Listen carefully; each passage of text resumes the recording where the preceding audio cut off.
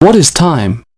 Everything that happens in the universe can be characterized as an oscillation process, both on the microcosm and macrocosm levels. The orbital revolution of electrons around a nucleus, the revolution of the Moon around the Earth, and the Earth and the planets around the Sun, the galactic rotation.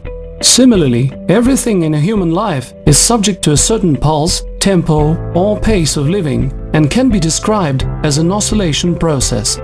Time is a correlation of frequencies of the oscillation processes, one of which is taken for a reference pattern. Since too many things in a human life are subject to the solar pulse, the period of revolution of the Earth around the Sun, a year, and the rotation period of the Earth, a day, were taken for a reference time. If we consider a human life as an oscillation process, we could see the following. Before the age of 25, a human being studies and does not take an active part in a social life. The age between 25 and 50 years is the period of the highest productivity in social activities of a human being. After the age of 50, most of people start to immerse themselves into their own problems and try to stay away from an active social life. Therefore, the most significant period of a human life in terms of social activity is the period of about 25 years. Similar principle can be found given the average age of a woman when she becomes a mother for the first time, which is also about 25 years. Since during the conceiving process a genetic information exchange is taking place and a newborn baby already possesses a new genetic code, this means that the information exchange on the biological level takes place every 25 years.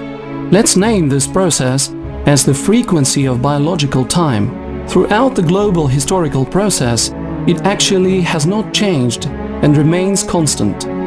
A human being is the only biological species on Earth which processes everything that he gets from nature and creates something new. Thus, beside the existing biosphere, a human being has created a technosphere, which he is continuously modifying and improving.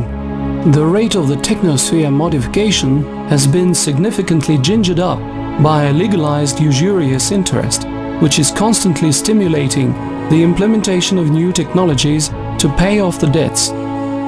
Is there any periodicity in the technosphere modification?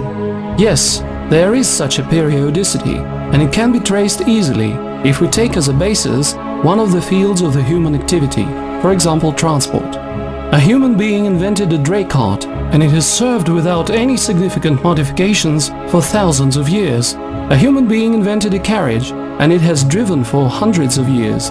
A steam locomotive was invented, and its design has been modified in decades, from steam and diesel locomotives to electric locomotives and monorail. After the invention of automobile and airplane, the modification went on by single years. We can see that the frequency of technology modifications is constantly increasing, and if earlier it was measured by thousands of years, now it is measured simply by years. But technical information is just a part of the general information of the human culture. Basically, the whole culture is subject to the same law of variation, if we understand the culture as all the information beyond genetics. So let's name this frequency of information updating beyond the genetic level as the frequency of social time. The correlation of the biological time and the social time frequencies and their interrelation in the global historical process was named the law of time. Let's see how these frequencies are correlated. If earlier, during many hundreds and even thousands of years, the biological time frequency had been higher than the social time frequency, in the second half of the 20th century, the situation changed fundamentally. Now the social time frequency is higher than the biological time frequency. In the first half of the 20th century, when the biological time and the social time frequencies concurred, an event which in engineering is called resonance took place in the life of mankind. The event of resonance. Any system, even the one being in quiescence, has its own oscillation frequency. If a disturbing force having the frequency close or equal to the oscillation frequency of the system is applied to it, this will generate resonance. In other words, a dramatic increase in the oscillation range. The events of resonance may cause irreversible destructions in various mechanical systems, for example, an incorrectly designed bridge. Thus, the Egyptian bridge crashed down in St. Petersburg in 1905 while a cavalry squadron was moving along it, and the Tacoma Narrows Bridge collapsed in the USA in 1940. The mankind managed to pass through this period of time and survive because this period was insignificant in terms of its duration relative to the whole historical process, and the population of our planet has not reached the critical mass by that time, though the world had been shaken by a number of wars and revolutions. This period is named the Revelation or Apocalypse in the Bible. Currently, numerous changes in the information status of the society take place in the world during the life period of an individual human being and the life of a generation. The attitude of people to what is going on around them also changes. Therefore, the logic of social behavior of people has changed after the second half of the 20th century. In the period of time preceding the change of the logic of the social behavior, a human being came into the world, received some information, and that information has remained unshakable until the moment the human being left the world. The one who was initiated into some secret or sacred knowledge at the beginning of life could prosper until the end of his life due to monopoly of this knowledge. The one who did not get such initiation had to work hard, for example, digging the ground. Now the time of initiations is over. They have lost any sense as a result of the increasing social time frequency. The rate of the technological development can be illustrated by the information provided by Cisco chief futurist Dave Evans. Today we know 5% of what we will know in 50 years. In other words, in 50 years, 95% of what we will know will have been discovered in the past 50 years. The world's data will increase sixfold in each of the next 2 years, while corporate data will grow 50-fold. Within 2 years, information on the internet will double every 11 hours. By 2015, the mankind will create information content equivalent to 92.5 million libraries of Congress in 1 year. Under the social behavior logic that has changed, a human being either learns and masters new knowledge continuously, reviews and revises his stereotypes, or moves to the dump of history.